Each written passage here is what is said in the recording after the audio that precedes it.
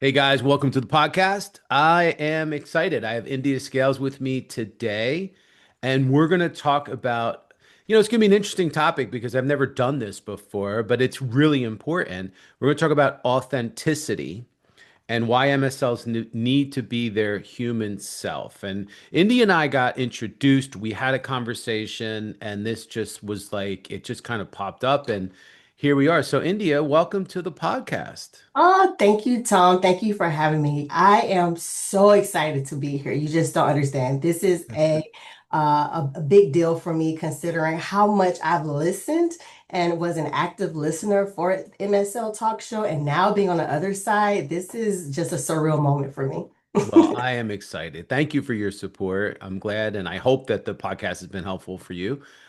So, why don't you do a quick introduction before we get started? Tell everybody who you are and where you're from and all that good stuff. Yay! Hi, everyone. So I am India Scales. I am a clinical pharmacist by training. I specialize in abdominal clinical transplant pharmacy, and I am based right outside of New Orleans, and so I say New Orleans. And I work currently for AstraZeneca. I'm MSL for AstraZeneca, and I've been at MSL for about almost 3 years now. And so I am so happy to be here. I have a lot to talk about. And thank you again, Tom, for this opportunity. Yeah. And don't we have to get some disclaimers out of the way, right? Yes, yes. And so all of the things express my opinions and my experiences that I will discuss on today's show are a reflection and only coming from or ideas from me and not from the company AstraZeneca. Awesome. All right, we got that out of the way. And I just quick introduction. I'm Tom Caravela. I am the host of the MSL Talk podcast and the founder of the Carolyn Group, which is an MSL recruitment search firm. So if you guys are job seekers and you're interested in connecting with us or with me, you can find us and find me on LinkedIn. Just go to Tom Caravella. The reason I'm introducing myself is because every once in a while someone comes up to me and they just think I'm a podcaster. Like they don't think I have a day job. But I do have a day job. I'm a recruiter, and I love working with you guys, MSLs and MSL leaders, and anyone in medical affairs. So definitely connect with me if I could be of any help, or if my team could be of any help. And I also wrote a book called Job Search Mastery. If you're a job seeker, it's available on Amazon and Barnes and Noble. So I would love to get into your story, India, and how you landed your MSL position and what it took and how long it took, because this is an amazing story. Yeah. Okay, so let's start around the pandemic. Okay, so Okay. I think that's a great starting point. Most people use that as the turning point of their lives. And so that is certainly the case for me. I was a clinical coordinator lead and completely burnt out because of COVID, as most healthcare professionals were.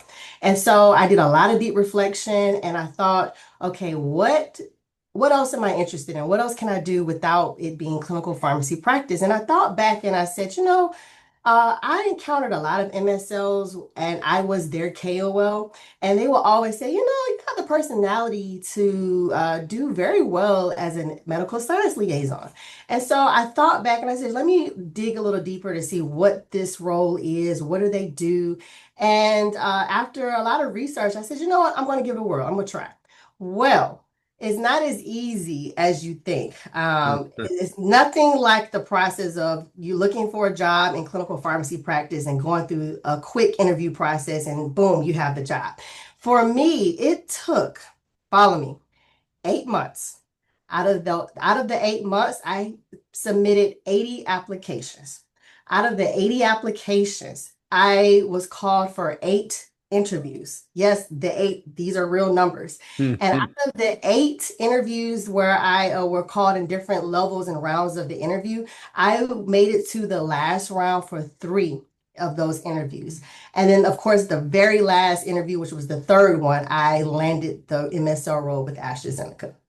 Amazing. That's an amazing story. But I have to tell you, like, those are not uncommon numbers, believe it or not.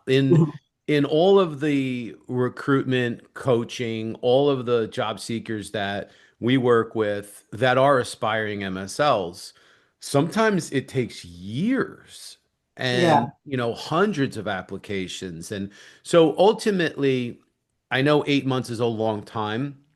I Yeah, know everybody would agree with that, but 8 months to get your dream job, 80 applications, eight different interview processes. It's not just eight interviews, it's eight correct. interview processes. Yes. And then wind up with, three finals, which is really significant. And kudos to you. So you go through that, you get the MSL job. And then tell me, because I know you told me this story, like what happened after your first sign-off presentation? Oh, yes. Well, just to bring context to the audience, and so after you're brought on as an MSL, you have about roughly 3 months or so, that's average, to study your pipeline, study your product, study the science, right? And so after that, you have to be signed off. And usually that looks like you having to take maybe like a quick quiz, but also presenting the information. Now, one thing that's different, or at least from my experience, I'm used to building my own slides, but in this space, you don't have that luxury. You are given your slides. And so that was a big eye opener for me. And when I received the slides for the sign off, I was definitely very nervous because again, these are slides that I didn't create and I have to learn them. And when I presented the slides, that was a very humbling experience Mm, because I've presented CEs, I've presented to nurses and physicians and pharmacy students, but the expectation of what you're presenting in this room is completely different. And I received a lot of constructive criticisms, and I had to circle back and represent my sign-off presentation. mm. Oh boy. Oh, All yeah, right. Well, hey, listen, I think that's a healthy dose of, it's a good exercise. absolutely.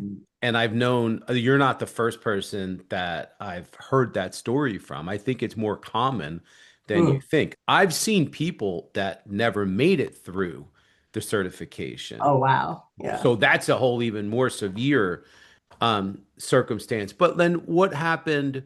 Tell me how you pivoted. So what steps did you take after that to improve your presentation skills? Yeah, well, when I reflect back on what went wrong, I thought about a couple of things. Okay, so I thought about I was so caught up in trying to know everything Mm, and be able to answer all of the questions correctly, as well as change my jargon, if you will, of how I'm presenting and incorporate the notes that were paired with the slide into how I present. I was so caught up in all of those things. Number one, I wasn't my true self.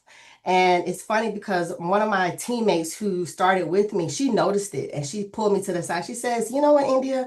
Honestly, you present best when you are not reading from the slide, number one, and when you are just speaking from your heart. And I never forgot what she said because that point on, I said, I cannot like put myself in a box to what I think I should be or what I think they think I should be. And then I said, okay, I'm going to hone in on my presentation skills because there's definitely opportunity to improve there. So I sought after a company similar to Toastmasters, but it wasn't Toastmasters. hmm And they have experience in helping MSLs find their voice and create and build upon that presentation skill set and also help with things like, for example, filler words. How often subconsciously we're saying "ah" and all of those type of things. So helping to reduce the count. And I went to a workshop that lasted for 2 days, returned back, and almost instantly after doing a presentation post workshop, I received rave reviews about my presentation. I incorporated a story into that presentation. So people said that was a great story and it helped transition very well with the science. And then all of a sudden, especially the commercial colleagues, I was being highlighted for my presentation as well as we want India to do this program with us and we want India to do that. And it was so fun. I said, I feel like I'm on tour right now. And so again, having that opportunity to do some self-reflection, go back to the roots of who I am and not put myself in a box and then work on things that I can improve upon and implement that into the presentation for in my role, it helped catapult me into other levels that I didn't even think of. awesome. Yeah. And you mentioned storytelling and the story that you told. And coincidentally, this week's podcast that just came out with Maria Urso is about storytelling, scientific storytelling. So if you haven't checked what's going to now be last week or the week before's podcast on storytelling, you should definitely do that because it's an amazing episode. So tell me, like, is how has storytelling been impactful for you? Was that something that you picked up, started doing after this training, and is it something that you continue to do? Absolutely. Well, I had to think about what works for me. So if I'm in the audience, what are the type of presentations that stick for me? And I have to be honest, I don't recall information very well when someone is just reading information and they're blah, have no personality. And oftentimes I think in the scientific space, that's what you get with the presentations. They don't oftentimes incorporate a story, but everyone loves stories, whether you're a child, an adult, a physician, or whoever. People love stories, they stick. And so I decided to implement those stories into my presentation, and it works. People not only remember what you said and how you said it, but they remember the science attached to it. And to take it a step further, it makes you a human. It makes them want to connect with you. And that's like the beginning stages of relationship building, which is another component of being an MSL. Yeah, and that's what we're talking about today is that the human aspect of being an MSL, the authentic you versus putting on this facade or trying to be something that you think you should be, whether it's Exactly. buzzwords or jargon or whatever. So let's talk about that. Let's talk about the human element and authenticity and why and why you think it's so important and how it's been beneficial for you. Yeah. Again, that authenticity piece is so important because people they they they they can catch on the aura that you put on. They can catch on if you're faking. And authenticity is almost like the gateway for people to want to know more about you, and they won't see you just as a representative for the company that you work for. They see you as a human, they see you as a person that they want to get to know, and they tend to be open to have another meeting with you, or to pick up your phone call and not leave and not ignore you. Because remember, part of being an MSL, you have to constantly build upon the relationships and meet with them. And so having that authenticity piece, it also lays a foundation for trust, because when you're authentic, you're not coming off as a know-it-all. You don't know everything. And you're able to express, if a KOL comes and they say something that you've never heard of or is different from what you've learned with the data or whatever it may be. And you say, honestly, that's interesting. I don't know the answer to that question, but I definitely will find out for you and I will get back to you. You're a human, you're real, and it allows for people to trust you and know that, what they get is what they get is the real deal. And they want that in their circle. They want that in their space, if you will, versus someone that is stoic, by the book, knows everything, and cold. No one wants to be around someone like that. And so Yeah. that is so important. Yeah. And I think in this day and age, I talked about this on a prior podcast, but I think in this day and age, it's so important. There's so much use of AI. There's so many tools that people are using to help them, which is great. I'm a big advocate of that. Yeah. But you also don't want it to make you a robot. You Correct. don't want it to change your moral character, your authentic self. And you want to make sure that you're being true to your own personality and displaying your own personality Yeah. versus what you think it should be or what someone else is telling you. So now that we know and that you shared very eloquently how important it is, can you give us some examples of how, authenticity has meant so much, whether it's in your with your KOLs or maybe with your internal colleagues? Yeah, let's start with the team for this question first, because already talked a little bit about the KOLs.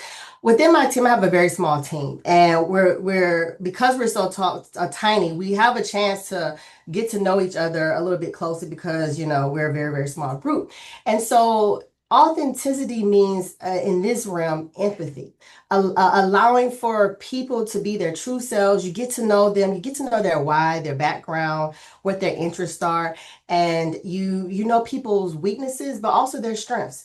Hmm. And when you allow in those settings to have a safe space for people to be who they are and know this is so and so's weakness, but we're going to support her or him in that weakness. Or this is so and so's strength, so we're going to leverage that strength. And having that safe space allows for the entire team to thrive because we're no longer, you don't feel like you're being attacked. You don't have to put any energy in feeling like someone is trying to pull you down. Everyone has their talents, everyone has their strengths and weaknesses, and you get to thrive. And so bringing that authenticity also allows for a safe space and empathy. So that would be my example for working within your internal team. And then for your KOLs, going back to that piece about when KOLs either have a question that you don't know the answer to, or even maybe a critique they may have. I recently met with a KOL, and I believe I was pronouncing a word wrong. Uh-oh. And he says, I think you're saying this, but that's not right. Oh no. I paused and I said, well, what did I say? He says, well, I think you're trying to say this, but you said this instead. And I said, oh, good catch. Thank you for correcting me. And I thank you for just listening in. So I said, let me say it like this. And he said, that's how you say it. Thank you. Now, for someone who is like maybe on their high horse, that could be a shameful experience. Yeah. But I'm human. We Yeah. all make mistakes. I don't get it right all the time. And I was happy that he corrected me so I won't do it again to someone else. You know what I love about that is like you sometimes you got to lean into it. You just lean Absolutely. into it. Like, I love when someone will just say something to me like, hey, you know what? I'm new at this, or I just started this job, or hey, I know I'm saying this wrong. So, because that vulnerability, that's the ultimate sign, or that's the ultimate example of authenticity, is to be able to be vulnerable and let your Mhm. guard down. Yeah, And then people will see that human side. exactly. And then most times they're going to be human too, because there's Exactly. no malice in that, Exactly. right? Exactly. Um, but I think sometimes people we throw this word authenticity around, and I think sometimes people get a little confused by it. So what would you say the difference is between authenticity, being authentic, and being unfiltered? Okay. You're right. People may think they're synonyms, but they're not. Authentic is honesty, but with intention. Hmm. Okay. Unfiltered is still honesty, but it doesn't have any intention behind it. Wow. That would be the biggest difference for me. And so, for example, when you have the authenticity, it comes with the level of emotional intelligence, right? It comes with the level of respect. But when you are unfiltered, there is honesty there, but there is no constraint. There is no care for how it lands or how it's received. And you having that self-reflection component to say, did you receive it how I meant it? Because if you didn't, let me try to rephrase that. So when you're authentic, you're also in tune with how you are delivering messages and making sure it is received the way you intended, right? But when you're unfiltered, it's almost like you have no intention, no regard with what you're saying. It's just out there. Hmm. Yeah, and What you think about as it? MSLs, we hear a lot of talk about emotional intelligence and Yeah. self-awareness. Yes, yes. And people that are unfiltered sometimes lack self-awareness versus Exactly. people that are authentic and humble and vulnerable sometimes we see have more empathy and more awareness, which are all, some of the tenets of emotional intelligence. Yeah.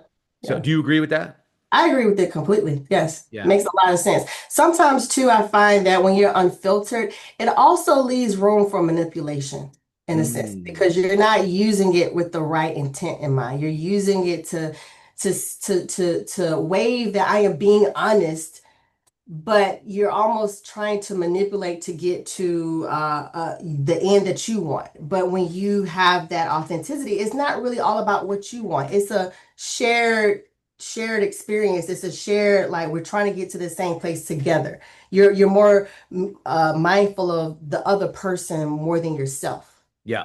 Yeah. Yeah. And in the MSL world, we hear so much talk about trust and credibility. Yeah. And so, would you say, and can you share how authenticity may be able to help build trust and credibility, especially externally? Yeah. Again, so we're talking about that intention to let people know who you are, let them know your intent and you being honest with yourself and knowing your limitations too, you know. Hmm. And again, it humanizes you. It makes you, especially like you said, in a world of AI, right? In a world of where it's so easy to find an answer so quickly, you know, with all of the resources that we have, you know, you cannot forget about that human component, and that's what's lacking, and that's what people need the most of. And so you're meeting with people that you don't know or you've admired from afar or you've studied. They're extremely busy. They're brilliant people, but they can sense when you're performing and they can sense when you're reading a script or you're just doing everything by the book. But if you allow for that curiosity, if you allow for being prepared but also human, the engagement itself is completely different. Hmm. It allows for the space for conversation, maybe outside of where the whole purpose for you being here. It allows for that conversation of, you know, what do you like to do? What is your interest? And these are all components of building relationships, right? They see you as a person versus just a presenter. And so all of that is again helpful in the role of an MSL and building a relationship and people wanting to continue to talk to you. Right. Well, and there are other places where authenticity, being authentic and showing your true self Hmm. can actually lead to more trust and credibility, Hmm. such as social media, like LinkedIn. Yes. You know, people that have a good LinkedIn presence, people that share authentic, genuine, human content Hmm. come across as more trustworthy and credible because you Yeah, can see that they're putting themselves out there. exactly. There are people that just throw crap out there onto LinkedIn and you're like, oh, okay, great. Yeah. Or they're very self-promoting. Now, I know that there are some times that I get self-promoting because I'm promoting a podcast and a book and all these other things.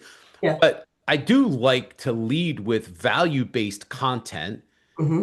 that genuinely, hopefully, and I'm being genuine about wanting to help people Yeah. and share information and advice. So that's just a little thing that I wanted to add. Yeah. Um, what about advice for, let's say, new MSLs that are trying to figure it out? They're trying to find their voice, they're trying to find their presence in Yeah. a world with more experienced professionals. Oh, yeah. Definitely can relate to that. Let's start with Mhm. where I went wrong. So Okay. take the pressure off yourself. One of the worst things that we can do to ourselves is put so much more pressure than what people are expecting, right? So first, start with your why, right? You don't have to have the most experience in the room. You don't have to be the loudest in the room, but you want to make sure that that you are solid with why you're here. Why do you have this position? Why do you care about the science and the patient population that you're serving? One of the presenters that I follow that I admire is Simon Sinek. And he talks about, you know, when companies, it's important to get buy-in with your employees, you got to start with the why. You got to start with the why. So that applies for new MSLs as well. Why are you here? Second, presence isn't about like dominating the room. It's about owning the space, owning what you have the confidence in, but also having some curiosity as well, recognizing that there's so much more out there that I don't know. And then the last piece is remember that you were chosen. I feel my numbers tell you, and you just mentioned, Tom, that it sometimes takes years for people to land an MSL role, right? Mhm. You were chosen for a reason. Your hiring manager, someone saw something in you that would bring value to the team and to the company. Sit in that for a second and take that in and know that you're here for a reason And that should be enough for you to say, you know what? I'm going to be my true self, and I'm going to move with intention. And I'm going to always remember that, I don't know everything. And it's okay. No one expects you to know everything. And if you take those little nuggets and then tie that into everything that you do that is expected of an MSL, it'll take you so much farther, especially with that network building component, which is huge for an MSL. That's that's such great advice. What you said there is worth the price of admission. So anybody that paid to join us today, that was worth the entrance fee. How's that? I love it. Be yourself. It's okay if you don't know everything. Oh, love it. Um, what about, I know that being an MSL, there is a, it's a regulated environment. There's guardrails, Ooh, and you yeah. can't just say whatever you want. So Hmm. how do you maintain a certain level of authenticity without crossing any lines as it relates to regulatory and compliance? Absolutely. This is important. As you know, compliance is everything in the pharma world. Mm, But remember that your content is the piece that is compliant. What are you presenting? That's the compliant piece. But your delivery, that's all on you. So you know mm. how they say, I can teach you so many things, but I can't teach you how to read the audience, how to engage or have those skills for interactions. That's something that you got to like own on your own. It's part of your personality as well as how much you want to improve upon those skills. That is not regulated. So you have to remember that your tone, your empathy, listening, right? When the person is talking, having actively, all of those are skill sets that is not regulated by the book, but it's so important. And if you focus on the connection and not compliance alone, that is how you can still be authentic, even with all of the guardrails that comes with being in medical affairs and being an MSL. And what about the vulnerability piece? We talked about it before, Yeah, but like, how does that fit into it as well? I mean, does that cause any, do any alarms go off as it relates to, trying to be human and vulnerable, and real, right. but at the same and authentic, obviously, but at the same time being compliant? Right. When I think of that, I think of the word transparency, right? Okay. Being transparent with all that you know, but leaving space for you to not know all of the key aspects of what you've been trained for. Right. Um, Also being accountable and responsible when you mess up, you own up to it. You don't brush it under the rug or whatever. You own up to your mistakes, and you just and you move forward with transparency and being clear and and and and trying your very best to build that trust because all of that is important. So again, going back to what I just said, I think of transparency in that aspect of vulnerability. Owning up to your mistakes, not shying away from it, recognizing that you're still human, but also staying within but that also kind of like falls aligned with what you're saying with the guardrails and so forth. And there's room for that because again, you're human. Yeah. So, last question. What would be one takeaway that you would want MSLs to leave this conversation with as it relates to this discussion on authenticity? Let's see. Keywords I think that we've dropped throughout this episode, again, besides just authenticity, one would be the vulnerability piece. That goes so far because it allows you to thrive because you're being your best self, you're being yourself. And so that also means being open to feedback and criticism, not being shy just because you said the wrong way to say a word or so. Being okay when somebody gives you feedback and continuing to learn. So I recognize when my presentation was terrible for my sign-off presentation, I took that back and I looked at what I did wrong, what I could have done better, and invested back into myself. So that way I can come back to the table a completely different presenter and be able to thrive and bring the what I'm presenting to the next level. And then the other piece is it's okay to fail. I feel like failure is your best teacher. As long as you reflect and recognize what happened, what went wrong, and Hmm. work towards not repeating that failure, failure truly is your best teacher. You're never going to forget it. And Yeah. listen, it also makes for a great story because then again, it shows that you're human. Lead with that. Use that for content. It Yeah. Oh, for works. sure. Yeah. Yeah. You're awesome, India. Thank you Thank for you. joining. Yeah. I had such a great time talking to you, This and was great. Thank this is a you. good Thank you for this, conversation. Tom. I enjoyed this. I was so nervous. Listen, vulnerable moment here. Very, very nervous about this experience. I could rehearse, what I wanted to say, but at the end of the day, again, to be real, it has to come from the heart. And so, thank you for this opportunity to speak to your audience. And I'm pretty sure there's people out there who were in my shoes a couple of years ago. And I hope that this brings some type of value to the MSL and medical affairs world. Thank It you. it it it is, it does, and it will, because this is going to be out there for Yay. hopefully, in perpetuity, as we say. But listen, I don't think there's one person out there that would have said they thought you were nervous. You are amazing.